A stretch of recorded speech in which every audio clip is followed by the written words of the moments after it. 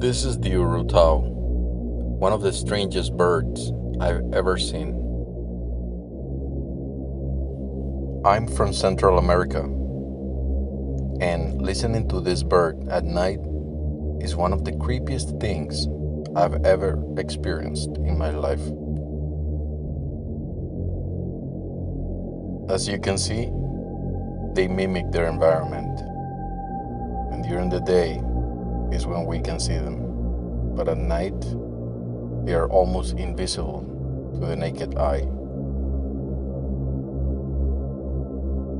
If you want me to upload more videos about the URUTAU, let me know in the comment section down below.